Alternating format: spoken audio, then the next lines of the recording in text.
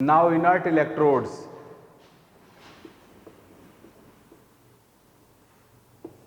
Name से clear है, inert electrode वह इलेक्ट्रोड होता है जो कि इलेक्ट्रोलाइसिस के ड्यूरिंग केमिकल रिएक्शन में पार्टिसिपेट नहीं करता है. It doesn't take part in it take part in chemical reaction during electrolysis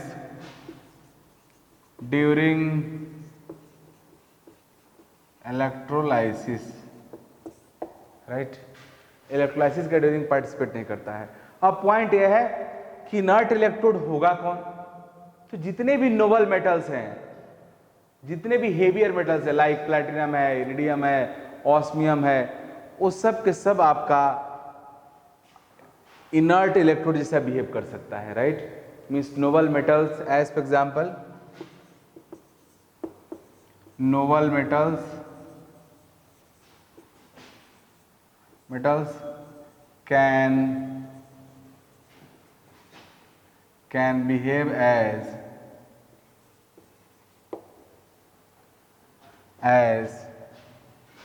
inert electrode.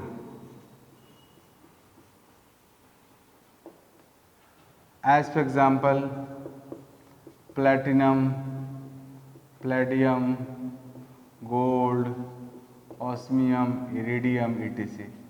Right. Now I am going to discuss type of electrodes. देखो जी, फैराडे लॉ ऑफ इलेक्ट्रोलाइसिस में आपको पढ़ा दिया. Faraday ने बताया किस तरह से जब किसी इलेक्ट्रोलिटिक सेल से इलेक्ट्रिकल करंट और इलेक्ट्रिसिटी पास करेगा तो उसके वजह से क्या फिजिकल चेंजेज होगा या क्या केमिकल चेंजेज होगा, मीन्स कितना सब्सटेंस डिपोजिट और लिबरेट होगा, वो सारी बातें मैं आपको बता दिया हूँ. बट यहाँ मैं बताने जा रहा हूँ कि इलेक्ट्रोड जो हम लोगों ने सेलेक्ट कर रखा है, इलेक्ट्रोड के टाइप पे भी डिपेंड करता है इलेक्ट्रोलाइसिस प्रोडक्ट. तो type of electrode,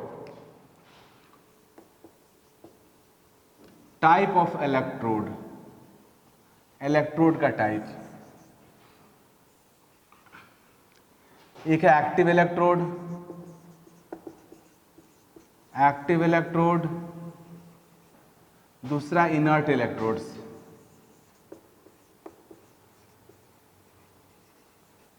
inert electrodes name से क्लियर है. एक्टिव इलेक्ट्रोड वह इलेक्ट्रोड होता है जो इलेक्ट्रोलाइसिस के ड्यूरिंग केमिकल रिएक्शन में पार्टिसिपेट करता है. मींस एक्टिव इलेक्ट्रोड का डेफिनेशन हुआ, they take part in chemical reaction during electrolysis.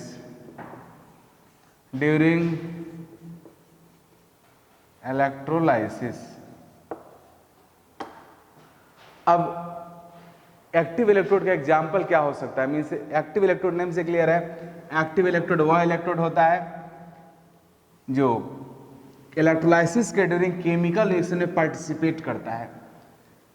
अब इसको पहचानेंगे कैसे, एक्टिव इलेक्ट्रोड का आइडेंटिफिकेशन क्या है. तो any metal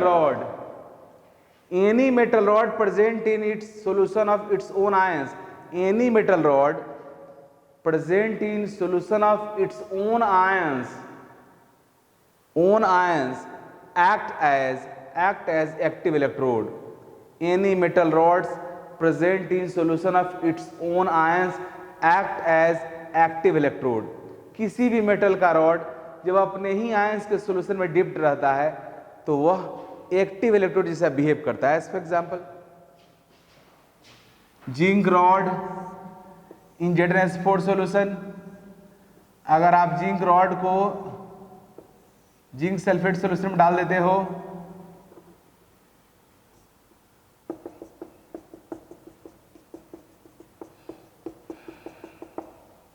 Zn aqueous solution ZnSO4.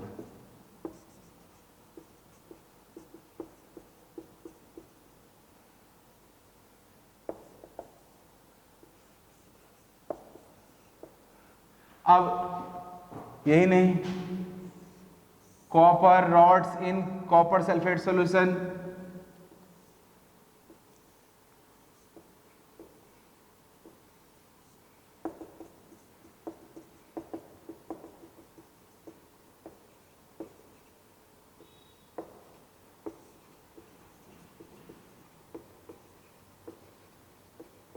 Copper sulphate solution,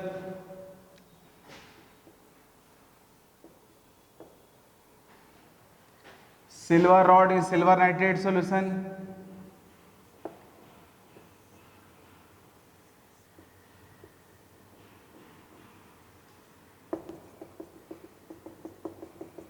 silver nitrate solution,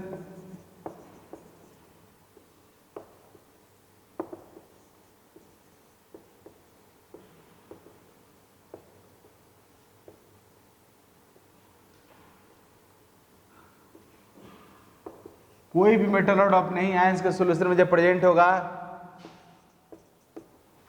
तो एक्टिव इलेक्ट्रोड जैसा बिहेव करता है। जब भी कोई एक्टिव इलेक्ट्रोड होगा, एक्टिव इलेक्ट्रोड के प्रेजेंस में इलेक्ट्रोलाइसिस के ड्यूरिंग इलेक्ट्रोलिटिक वेसल में ओनली एनोड से मेटल का लिबरेशन होगा और कैथोड में डिपोजिशन होगा, नथिंग एल्स। इसके अलावा कुछ भी नहीं होगा। Means in the presence of active electrode always metal will be liberated from anode and deposited at cathode, nothing else। इसके अलावा कुछ भी नहीं होगा। एज पर एग्जाम्पल देखो यहाँ पे जिंक के केस में at anode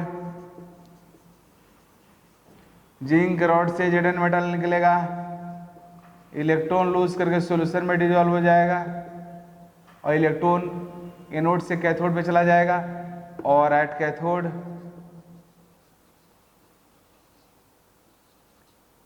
Zn2 plus electron gain करके जिंक में कन्वर्ट हो जाएगा। सिमिलरली आइए यहाँ पे कॉपर वाले में यहाँ भी सब कुछ सेम होगा। At cathode sorry at anode copper rod से कॉपर एटम निकला, इलेक्ट्रॉन लूज करके सॉल्यूशन में चला गया, इलेक्ट्रॉन एनोड होते हुए कैथोड पे पहुंचेगा तो सॉल्यूशन के अंदर का कॉपर 2 प्लस कैथोड को अप्रोच करेगा, अप्रोच करके कॉपर में डिपोजिट हो जाएगा। Similar phenomena will take place at here at anode silver plus silver rod से सिल्वर एटम निकलेगा, सिल्वर कटायन बनकर सॉल्यूशन में डिजॉल्व हो जाएगा और इलेक्ट्रॉन एनोड से कैथोड पे चला जाएगा। एट कैथोड पे क्या होगा, सॉल्यूशन के अंदर Ag प्लस अप्रोच करेगा इलेक्ट्रॉन को और इलेक्ट्रॉन लेकर Ag बन जाएगा, सिल्वर बन जाएगा। तो इस तरीका से आप देख रहे हो कि जब भी एक्टिव इलेक्ट्रोड के प्रेजेंस में इलेक्ट्रोलाइसिस होगा ऑलवेज एनोड से मेटल का लिबरेशन होगा, कैथोड पे डिपोजिशन होगा, इसके अलावा कुछ भी नहीं होगा। और उसको प्रूव करने के लिए मैं ये 3 एग्जाम्पल लिया। लेकिन एक्टिव इलेक्ट्रोड केवल वही मेटल रॉड नहीं होगा जो अपने ही आयंस का सॉल्यूशन प्रेजेंट होगा। Apart from this active electrode mercury electrode also act as active electrode. While it is very difficult to understand how mercury acts as electrode because mercury exists in liquid state। Mercury liquid state में रहता है room temperature पे, तो कैसे बनता है electrode. लेकिन तो मैं आपको बता दूं मरकरी लिक्विड रहता है, हाइड्रोजन गैस रहता है, लेकिन वो सब भी इलेक्ट्रोड बनता है। कैसे बनता है आगे बताऊंगा। अभी फिलहाल इतना क्लियर है कि मरकरी अगर इलेक्ट्रोड जैसा बिहेव करेगा तो एक्टिव होगा, क्योंकि मरकरी दुनिया के ऑल मेटल के साथ अमलगम फॉर्म करता है। Mercury Hg forms Hg electrode भी Hg electrode also acts as active electrode। ये भी एक्टिव इलेक्ट्रोड से बिहेव करता है मरकरी। क्यों? क्योंकि मरकरी दुनिया के ऑल मेटल के साथ अमलगम फॉर्म करता है एक्सेप्ट आयरन एंड प्लेटिनम। तो अमलगम फॉर्म करने का मीनिंग हुआ केमिकल रिएक्शन कर लिया, केमिकल रिएक्शन करने का मीनिंग हुआ एक्टिव हो गया। यही वजह है कि मरकरी भी एक्टिव इलेक्ट्रोड कैटेगरी में आता है, क्योंकि मरकरी Hg तुम्हारा करता क्या है, Hg फॉर्म्स alloy इसको बोलते हैं हम लोग amalgam. Amalgam, He forms amalgam with all metals except platinum and iron, right. तो इस तरीका से मरकरी भी हमारा क्या हुआ, एक्टिव इलेक्ट्रोड हुआ। हेलो स्टूडेंट्स, इस वीडियो में आपको यह बताऊंगा कि डिफरेंट इलेक्ट्रोड्स के प्रेजेंस में इलेक्ट्रोलाइसिस प्रोडक्ट राइट कैसे करेंगे। एक्टिव इलेक्ट्रोड वाला तो आपको पहले से पता है। In the presence of active electrode only liberation takes place at anode and deposition takes place at cathode, nothing else. तो वहाँ तो क्लियर है कि यही एक ही चीज़ होगा। But in the case of inert electrode, inert electrode में इलेक्ट्रोड का कोई केमिकल पार्टिसिपेशन होता नहीं है, तो वहाँ पे किस तरह से इलेक्ट्रोलाइसिस रेडिएटिंग प्रोडक्ट प्रोड्यूस होगा, ये काफ़ी इंपॉर्टेंट पॉइंट है। तो यहाँ पे हम बेसिकली मैं आपको बताऊंगा कि electrolysis product in inert electrode में क्या होगा, और फिर वो कंप्लीट होने के बाद हम लोग इस पर न्यूमेरिकल्स करेंगे, जिससे आपको समझ में आएगा कि किस तरह से इनर्टनेस मीन्स इलेक्ट्रोड के इनर्ट होने की वजह से क्या क्या फर्क पड़ता है। Everything will be discussed here. लेकिन स्टार्ट करते हैं। Means electrolysis product with different electrodes, electrolysis products with basically inert electrode he, inert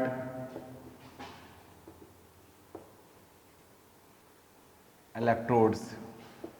inert electrodes के प्रेजेंस में पढ़ेंगे इलेक्ट्रोलाइसिस प्रोडक्ट, क्योंकि एक्टिव के बारे में तुम्हें पता है क्या होता है। अब इस चीज को समझने के लिए एग्जांपल लेते हैं। फर्स्ट, इलेक्ट्रोलाइसिस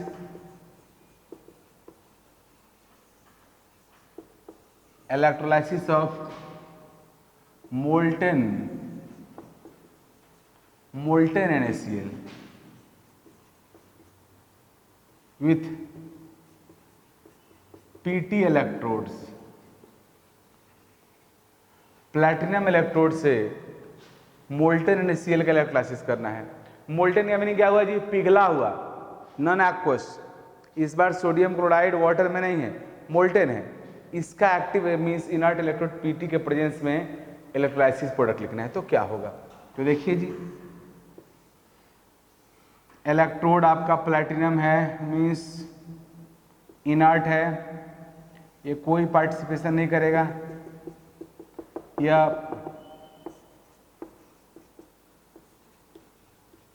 मोल्टेन NaCl है, मीन्स यहाँ पे सॉल्यूशन में Na प्लस और Cl माइनस है। तो एट एनोड पे क्या होगा, तो एनोड पे कौन जाएगा जी, सोडियम प्लस। अच्छा हाँ, एक और बात, यहाँ पे इनर्ट इलेक्ट्रोड के प्रेजेंस में इनर्ट इलेक्ट्रोड का तो कोई रोल ही नहीं होगा, इस लिबरेशन डिपोजिशन का बात ही नहीं है। अब यहाँ पे क्या होगा, तुम्हारे इलेक्ट्रोलाइटिक सॉल्यूशंस के अंदर जो कटायन और एनायंस है उनका माइग्रेशन होगा। तो कटायन जाएगा कैथोड पे, एनायन जाएगा एनोड पे। याद रखना भी आसान है, ए से अनायन, ए से एनोड, सी से कटायन, सी से कैथोड। मीन्स कटायन जाएगा कैथोड पे, एनायन जाएगा एनोड पे। एनायन एनोड पे जा करके इलेक्ट्रॉन लूज करके डिस्चार्ज होगा, मीन्स ऑक्सीडाइज होगा। कटायन कैथोड पे जा करके इलेक्ट्रॉन गेन करके डिस्चार्ज होगा, मीन्स डिस्चार्जिंग फिनोमेना होता है। Means anion will approach eight anode and cation will approach cathode. तो देखो एट एनोड क्या होगा, Cl माइनस गया, 2Cl माइनस, 1Cl के पास 1 निगेटिव है, इसका मीनिंग हुआ Cl के पास एक एक्स्ट्रा इलेक्ट्रॉन है, 2Cl के पास 2 एक्स्ट्रा इलेक्ट्रॉन है। Cl माइनस ने दोनों इलेक्ट्रॉन को रिलीज कर दिया, मीन्स लूज कर दिया। दोनों इलेक्ट्रॉन जब बाहर निकल गया तो 2Cl एटम बन गया। दोनों Cl एटम आपस में कंबाइन करके क्या बना लिया जी, Cl2 गैस। तो आप देख रहे हो कि मोल्टेन सोडियम क्लोराइड का इलेक्ट्रोलाइसिस करने पे एनोड पे क्या मिल रहा है, क्लोरीन गैस। अब कैथोड देखते हैं, एट कैथोड,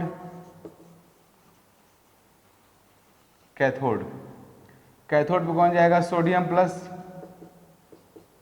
अब जितना इलेक्ट्रॉन एनोड पे रिलीज हुआ है उतना ही इलेक्ट्रॉन कैथोड पे कंज्यूम होगा, मीन्स सोडियम प्लस जाएगा 2 इलेक्ट्रॉन लेकर के, सोडियम में कन्वर्ट हो गया। अब कैथोड पे आपको मिल रहा है सोडियम, एनोड पे मिल रहा है आपको क्लोरीन गैस। ये है मोल्टेन सोडियम क्लोराइड के इलेक्ट्रोलाइसिस का प्रोडक्ट। अब हम लोग दूसरा इलेक्ट्रोलाइसिस कराएंगे, वो आपका होगा एक्वस NaCl का इलेक्ट्रोलाइसिस।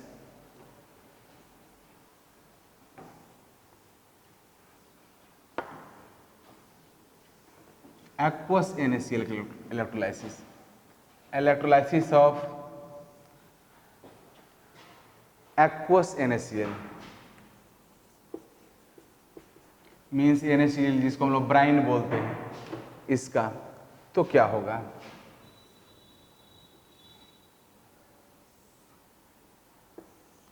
इस बारी प्लैटिनम इलेक्ट्रोड ही है,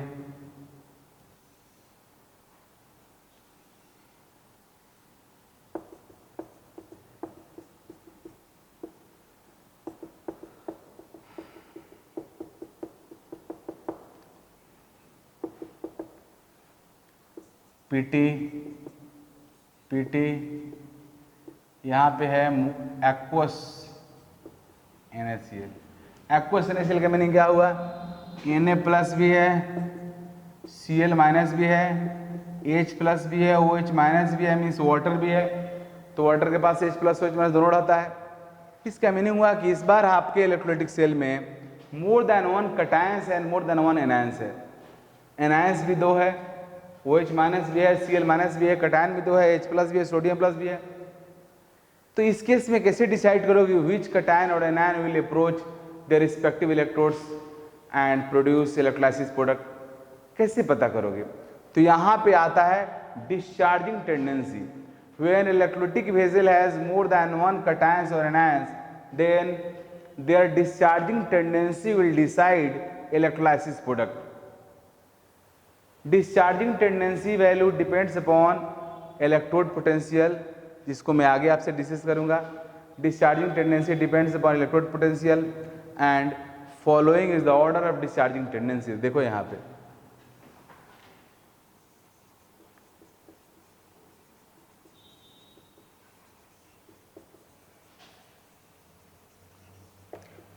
क्योंकि इलेक्ट्रोलाइसिस के ड्यूरिंग एलिमेंट्स डिस्चार्ज ही होता ही है, मतलब आयंस कोई इलेक्ट्रॉन लेकर कोई इलेक्ट्रॉन दे करके। लिथियम प्लस का सबसे कम उससे ज़्यादा, पोटेशियम प्लस उससे ज़्यादा, कैल्शियम 2 प्लस उससे ज़्यादा, सोडियम प्लस उससे ज़्यादा, मैग्नीशियम 2 प्लस उससे ज़्यादा, एल्युमिनियम 3 प्लस उससे ज़्यादा, Zn2 प्लस उससे ज़्यादा, Fe2 प्लस उससे ज़्यादा, H प्लस उससे ज़्यादा, कॉपर 2 प्लस उससे ज़्यादा, Hg2 प्लस उससे ज़्यादा, Ag प्लस उससे ज़्यादा, Au3 प्लस। तो this is the discharging tendency order. जब भी सॉल्यूशन के पास मोर देन वन कटायन होगा तो यही डिस्चार्जिंग ऑर्डर डिसाइड करेगा कि which cation will approach cathode first, ये डिसाइड करेगा। अब डिस्चार्जिंग टेंडेंसी ऑफ एनायन को देखो। डिस्चार्जिंग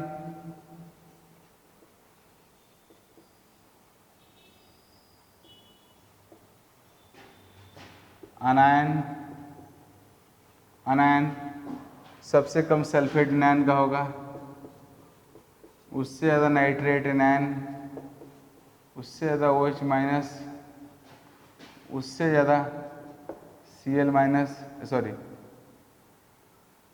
इससे ज़्यादा F माइनस, उससे ज़्यादा OH माइनस, उससे ज़्यादा Cl माइनस, उससे ज़्यादा Br माइनस, उससे ज़्यादा I माइनस। मीन्स यह डिस्चार्जिंग टेंडेंसी हुआ एनायन का। इसी बेसिस पे हम लोग इलेक्ट्रोलाइसिस प्रोडक्ट राइट करेंगे इस आधार पे। अब कैसे कैसे हम इलेक्ट्रोलाइसिस प्रोडक्ट देखेंगे उसको देखो यहाँ पे। अब Na प्लस और H प्लस में डिस्चार्जिंग टेंडेंसी ज़्यादा किसका है जी? H प्लस का, तो कैथोड पे जाएगा H प्लस। Cl माइनस और OH माइनस में डिस्चार्जिंग टेंडेंसी किसका ज़्यादा है जी? Cl माइनस का, तो Cl माइनस जाएगा एनोड पे, OH माइनस नहीं जाएगा। तो एट एनोड 2Cl माइनस गया, Cl2 बन गया, इलेक्ट्रॉन रिलीज किया,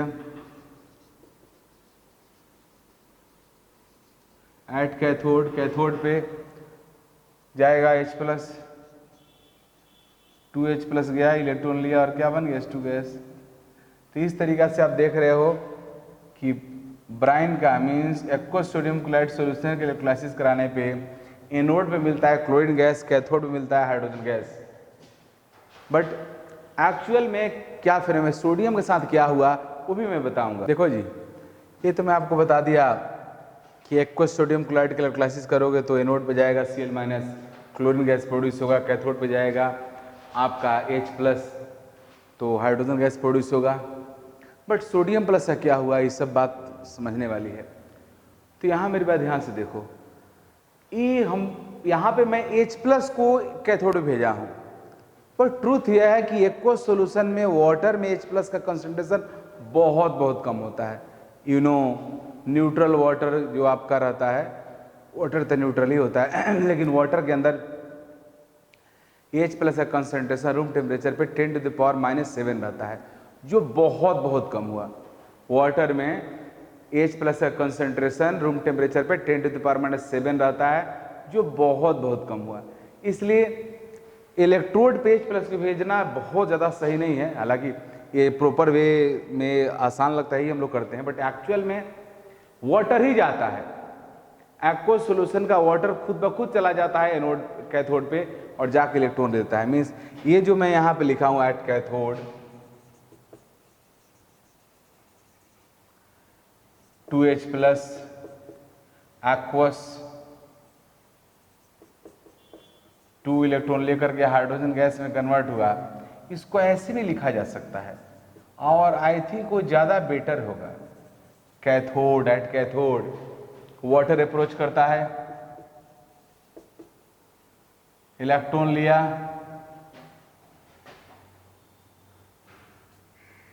अब 2 इलेक्ट्रॉन यहाँ पे प्रोड्यूस हुआ है तो 2 इलेक्ट्रॉन लिया और hydrogen gas and OH minus में कन्वर्ट हो जाता है। ये कैसे होता है यहाँ पे देखो जी, आपको मैं थोड़ी देर बाद जस्ट इसके बाद बताऊंगा वाटर का इलेक्ट्रोलाइसिस, प्योर वाटर का इलेक्ट्रोलाइसिस तो वहाँ सिखाऊंगा, लेकिन अभी मैं बता दे रहा हूँ जब भी वाटर कैथोड पे जाएगा और इलेक्ट्रॉन गेन करेगा तो उसके प्रोडक्ट लिखना आपको सीखना पड़ेगा कैसे होता है। वाटर को हम मानते हैं कि H प्लस और OH माइनस से ब्रेक हुआ, दो वाटर है तो 2H प्लस 2H माइनस से ब्रेक हो गया, तो 2H प्लस 2 इलेक्ट्रॉन को लेकर H2 बन गया और 2OH माइनस बाहर हो गया। तो ये भी एक प्रॉपर वे है कैथोड के रिएक्शन को। अब आप ओवरऑल अगर रिएक्शन आपसे कहा जाए लिखने के लिए तो देखो कैसे लिख सकते हो आप, मीन्स 2NaCl प्लस, तो ऐड कर दो सबको, ये आपका जैसे नॉर्मल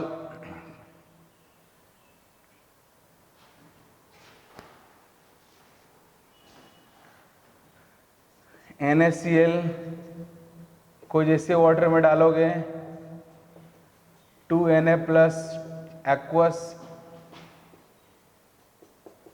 2Cl माइनस एक्वस में ब्रेक हो जाएगा। आपको पता है वाटर एक स्ट्रॉन्ग इलेक्ट्रोलाइट है, मीन सॉल्ट है। अब इसमें होगा क्या कि 2NaCl का तुम्हारा 2Cl माइनस चला गया एनोड पे, Cl2 प्रोड्यूस कर दिया और कैथोड पे सोडियम प्लस नहीं गया, कैथोड पे कौन चला गया जी, वाटर चला गया और वाटर जाकर के आपका यह हाइड्रोजन गैस और OH माइनस प्रोड्यूस किया। तो आप इस तीनों इक्वेशन को ऐड करते हो अगर इसको तो देखो क्या हो जाएगा, यहाँ पे ये फाइनल जो रिएक्शन होगा वो जगह इस तरह से आपका होगा 2NaCl plus 2H2O arrow sign, क्या प्रोड्यूस हो गया Cl2 gas plus H2 gas, यहाँ Cl2 गैस प्रोड्यूस हुआ, यहाँ से H2 गैस प्रोड्यूस हुआ प्लस यहाँ से 2Na प्लस प्रोड्यूस हो रहा है।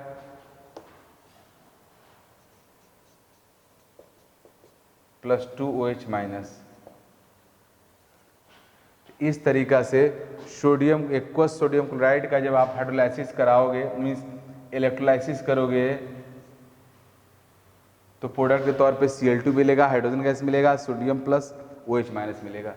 यह हुआ एग्जैक्ट इक्वेशन। अब electrolysis of pure water with platinum electrode, with platinum electrode. देखो जी, प्योर वाटर का इलेक्ट्रोलाइसिस हम लोग करने जा रहे हैं। प्योर वाटर में H प्लस और OH माइनस का कंसेंट्रेशन बहुत कम रहता है। You know at room temperature concentration of H plus और OH माइनस इज 10⁻⁻⁷ मोलारिटी, बहुत कम रहता है।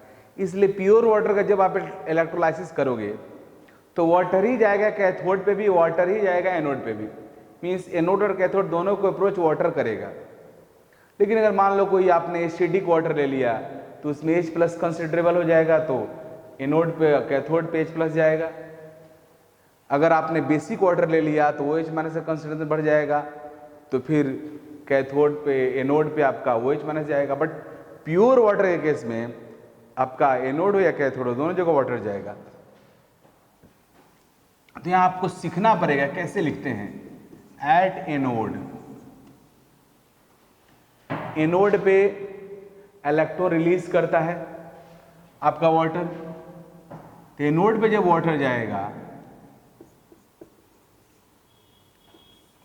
तो देखो जी, जब वाटर को इलेक्ट्रॉन, मीन्स वाटर को आप दो तरीके से ब्रेक कर सकते हो, एक H plus and oxide anion में, दूसरा H प्लस और OH माइनस में। तो यहां देखिए, जब भी एनोड पे वाटर जाएगा इसका ब्रेकिंग H प्लस और O2 माइनस के फॉर्म में होगा। ये दिमाग में करना होगा, माइंड में, लिखना नहीं है।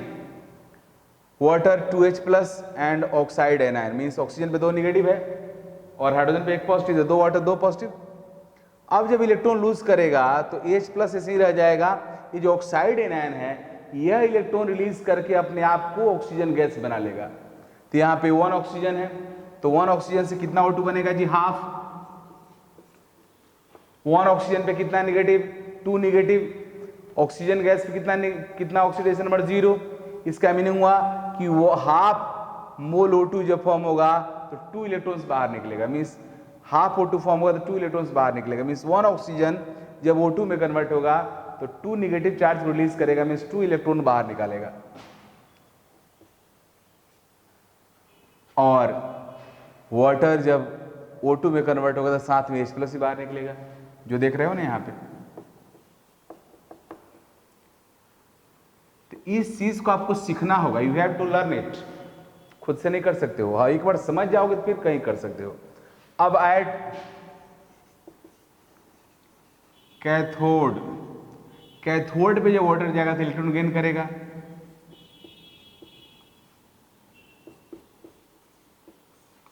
इलेक्ट्रॉन गेन करेगा तो कैथोड पे जब भी वाटर जाएगा तो वाटर का ब्रेकिंग अपने माइंड में ऐसे करेंगे, 2H plus and 2H minus. Means electron gain करने के टाइम में वाटर ब्रेक होगा H प्लस और OH माइनस के फॉर्म में। इलेक्ट्रॉन लूज करने के टाइम में वाटर ब्रेक होगा H plus and oxide anion के फॉर्म में।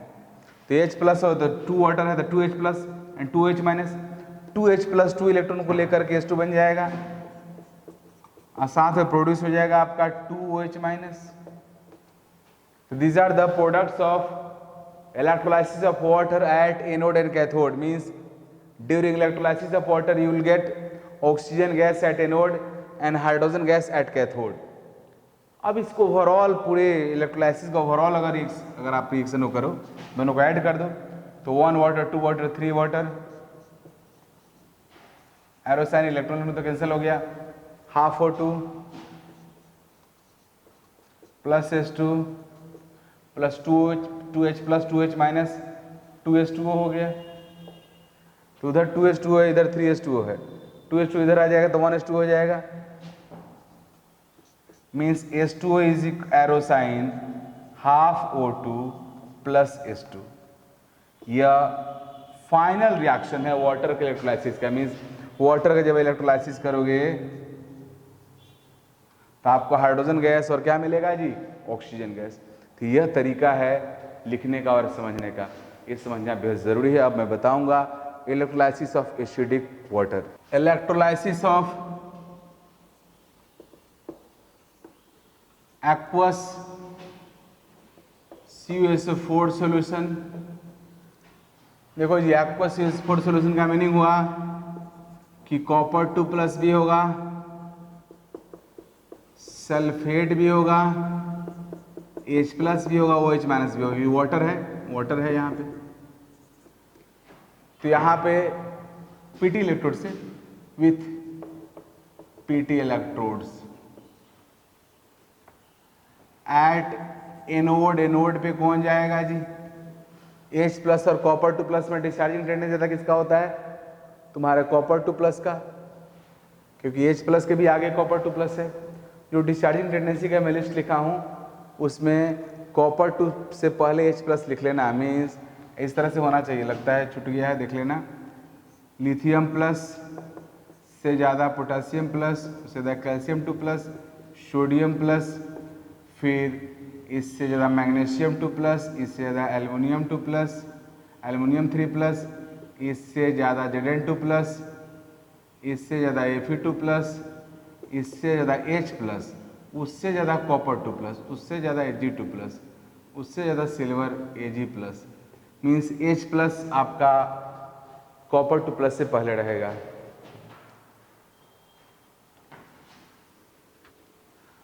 तो H+ से ज़्यादा है कॉपर 2+, तो कॉपर 2+ जाएगा, लेकिन ये कैथोड पे जाएगा। खैर, एनोड की बात करते हैं, एनोड पे तो एनायन जाता है सल्फेट और OH-। में क्लियर सी बात है, सल्फेट का डिस्चार्जिंग टेंडेंसी बहुत कम होता है, तो OH- जाएगा। अब राइट ये है कि यहाँ पे तो वाटर है, लेकिन वाटर के पास H-OH दोनों हम लोग मानते हैं, तो अगर एक्यूरेट लिखना चाहो तो वाटर को भेजना पड़ेगा। बट अगर रफ लिखना, लूज टॉक, मतलब अगर लूज वे में लिखना चाहते हो तो OH- भेज सकते हो, कोई दिक्कत नहीं है। तो मैं दोनों लिख दे रहा हूँ, OH-, क्योंकि ये भी सीखना जरूरी है कि OH- जाएगा तो किस तरह से प्रोडक्ट प्रोड्यूस होता है। OH- गया, 2 एक OH पे 1 निगेटिव, 2H पे 2 निगेटिव, तो 2 इलेक्ट्रॉन रिलीज कर दिया। और OH- जब भी आपका डिस्चार्ज होगा एनोड पे जाकर के हमेशा ऑक्सीजन गैस प्रोड्यूस करेगा, तो प्रोड्यूस कर दिया, और साथ में water, half O2 plus H2O। तो H2O तो बोलेंगे नहीं प्रोडक्ट, क्योंकि ये तो पूरा सोल्यूशन ही एक्वस है। तो OH- एनोड पे जाकर के डिस्चार्ज होकर क्या प्रोड्यूस करता है जी? O2। इसको ऐसे भी लिखा जा सकता है, वाटर एनोड पे गया और ऑक्सीजन इलेक्ट्रॉन प्रोड्यूस किया, तो वही कहानी जैसे मैं बताया हूँ आपको। वाटर कैसे इस समय ब्रेक होता है जी? H+ और O2-। तो देख लो, 1 ऑक्सीजन पे 2 निगेटिव है, अगर O2 में कन्वर्ट होगा तो 2 इलेक्ट्रॉन बाहर रिलीज करेगा, हाफ O2 बन गया, और 2H+ ऐसे ही बाहर रह गया, और साथ में क्या प्रोड्यूस कर दिया? 2 इलेक्ट्रॉन। तो आप ऐसे भी इसको शो कर सकते हो। मीन्स आप एनोड पे वाटर को भेजोगे तो इस तरह से लिखा जाएगा, OH- को रखोगे तो ये होगा। OH- भी नॉर्मली लिखा जाता है, कोई दिक्कत नहीं है, बट ज़्यादा एक्यूरेट ये है। अब कैथोड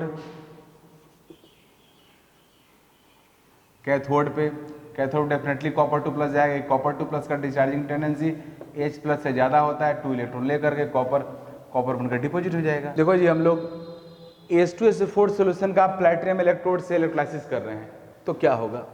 यहाँ पे H2SO4 में H+ है, सल्फेट आयन है, H+ और OH- है, वाटर भी है। तो एनोड पे जाएगा एनायन, सल्फेट जाएगा नहीं, कौन जाएगा जी? OH- जाएगा, क्योंकि सल्फेट का डिस्चार्जिंग टेंडेंसी बहुत कम होता है। तो एट एनोड 2OH- गया, half O2 plus H2O and 2 electron release कर दिया। अब एट कैथोड पे कौन जाएगा जी? कैथोड पे डेफिनेटली H+ जाएगा, क्योंकि एसिडिक है, H+ का कंसंट्रेशन यहाँ पे अच्छा खासा होगा। 2H+ गया, 2 इलेक्ट्रॉन लिया, और क्या बन गया? H2 gas. मीन्स जब आप एक्वस H2SO4 सोल्यूशन का इलेक्ट्रोलाइसिस करोगे तो एनोड पे मिलेगा आपका ऑक्सीजन गैस और कैथोड में मिलेगा हाइड्रोजन गैस। लेकिन ये तब होगा जब आपका सोल्यूशन डाइल्यूट होगा। मीन्स ये है डाइल्यूट, डाइल्यूट का मीनिंग समझते हो ना, dilute H2SO4 solution means H2SO4 का कंसंट्रेशन कम होगा तब। अगर कंसंट्रेशन हाई होगा तो क्या होगा, अब मैं डिस्कस करने जा रहा हूँ। हाँ देखो जी अब एट हाई कंसंट्रेशन, जब कंसंट्रेशन हाई होगा तो सॉल्यूशन में सल्फेट का कंसंट्रेशन बहुत ज़्यादा हो जाएगा, क्योंकि ऐसे भी OH माइनस का कंसंट्रेशन वाटर में बहुत कम रहता है।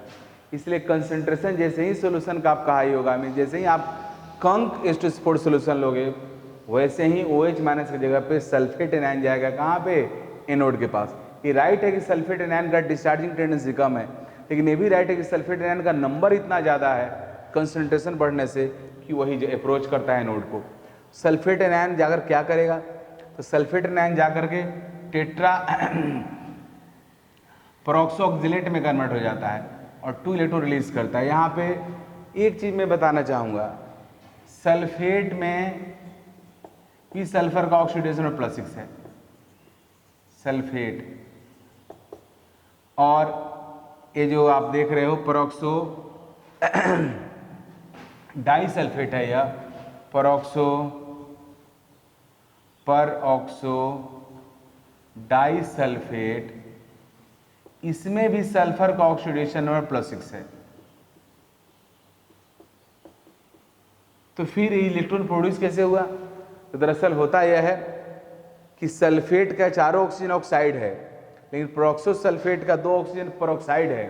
पेरोक्साइड के फॉर्म में ऑक्सीजन का ऑक्सीडेशन नंबर -1 होता है। आप सबको मैं पढ़ाया हूँ, ऑक्साइड में -2 होता है, जिसकी वजह से 2 इलेक्ट्रॉन बाहर निकलता है। मीन्स ये आपका है पेरोक्साइड का स्ट्रक्चर, देख लो यहीं पे देखो,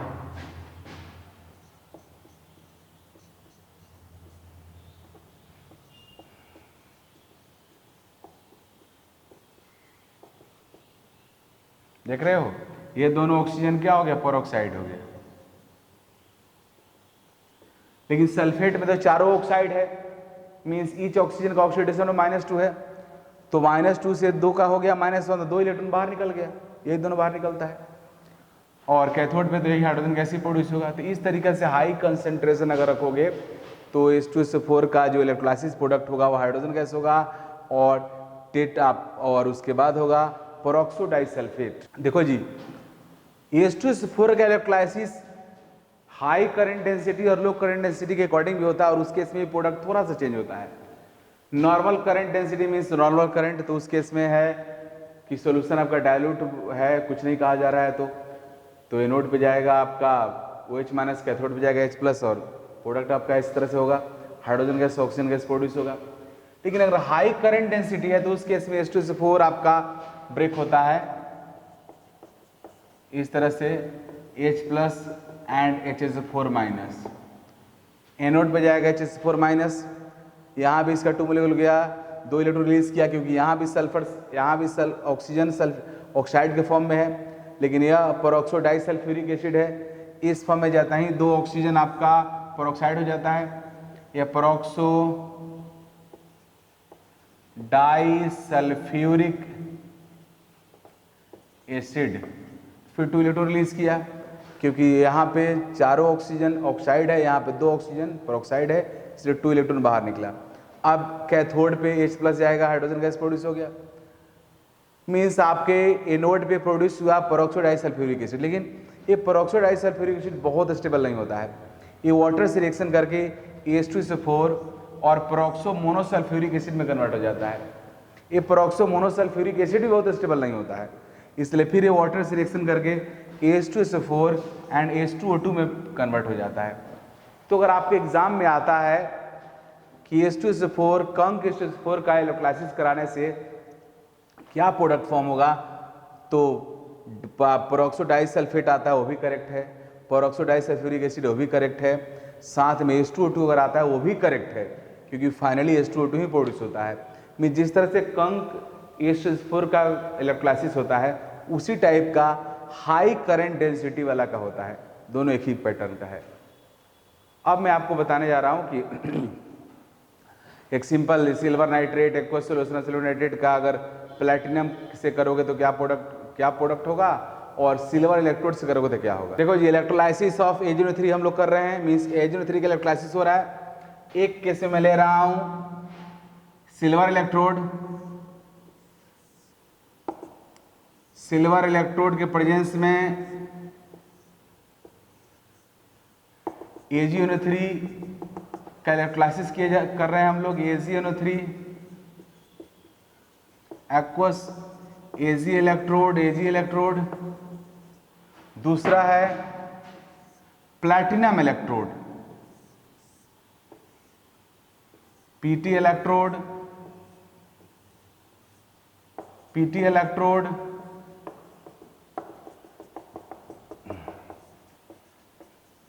AgNO3 aqueous means Ag plus है, NO3 माइनस है, H प्लस है, OH माइनस है, सब यहाँ भी उसी तरह से है।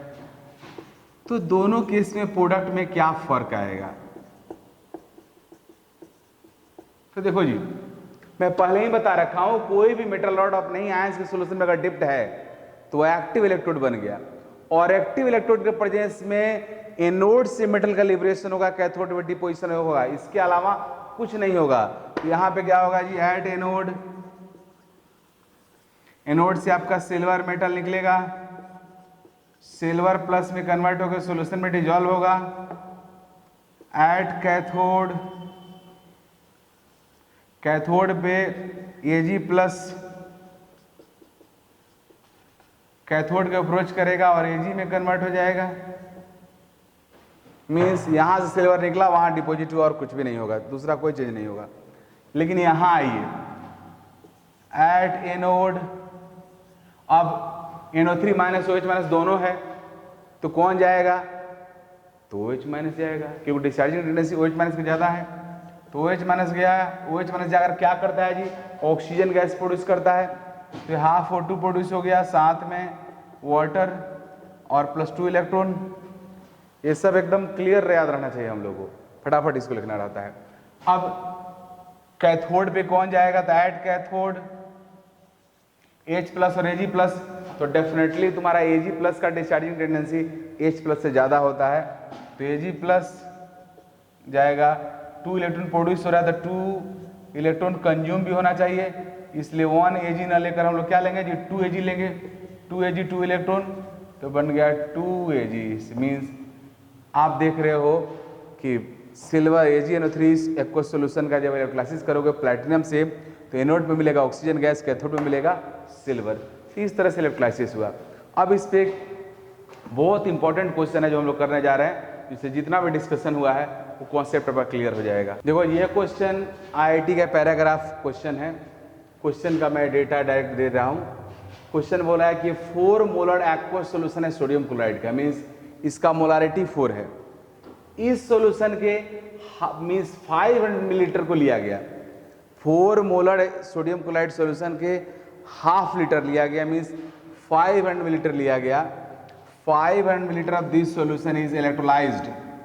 This leads to evolution of chlorine gas at one of the electrode. Data किस दिया हुआ है, एटॉमिक वेट ऑफ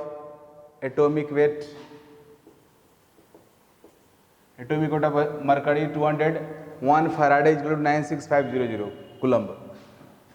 अब इस डेटा के बेसिस पे आपको 3 क्वेश्चंस का आंसर देना है। पहला क्वेश्चन है the total number of moles of chlorine gas evolved. तो अभी मैं आपको बताया था कि सोडियम क्लोराइड का जब इलेक्ट्रोलाइसिस होगा तो यहाँ पे sodium Cl minus Cl2 produce होने का मीनिंग हुआ Cl माइनस जाएगा एनोड पे, Cl माइनस एनोड पे गया, इलेक्ट्रॉन रिलीज करके Cl2 गैस बन जाएगा। पर 2 मोल Cl माइनस 1 मोल Cl2 गैस में कन्वर्ट होता है, मीन्स इसका 2 मोल इसका 1 मोल प्रोड्यूस करता है। तो आपको देखना है कि 500 millilitre means half litre solution में कितना मोल Cl माइनस का है। सॉल्यूशन का मोलारिटी 4 है, इसका मीनिंग हुआ कि 1 लीटर लोगे तो 4 मोल Cl माइनस रहेगा, लेकिन हाफ लीटर लिए हो तो 2 मोल Cl माइनस मिल रहा है आपको। तो 2 मोल Cl माइनस से Cl2 कितना प्रोड्यूस होगा, 1 मोल। तो आंसर क्या होगा, पहला क्वेश्चन का आंसर हो गया B, 1 मोल। अब सेकंड क्वेश्चन का आंसर देखते हैं। क्वेश्चन 1 का आंसर हो गया। क्वेश्चन 2 1 2 3, तो क्वेश्चन 2 का आंसर देखते हैं जी। तो इसमें बोल रहा है कि if the cathode is a mercury electrode the maximum weight of amalgam formed from this solution is. ये तो क्लियर है कि कैथोड अगर मरकरी होगा तो मरकरी तुम्हारे मेटल से सोडियम से अमलगम फॉर्म करेगा। तो पूछ रहा है कितना अमलगम फॉर्म होगा। तो सुनो, अमलगम इक्विमोलर होता है, जितना मोल सोडियम होगा उतना ही मोल मरकरी होगा। तो सोडियम का मोल कितना प्रोड्यूस होगा, तो एट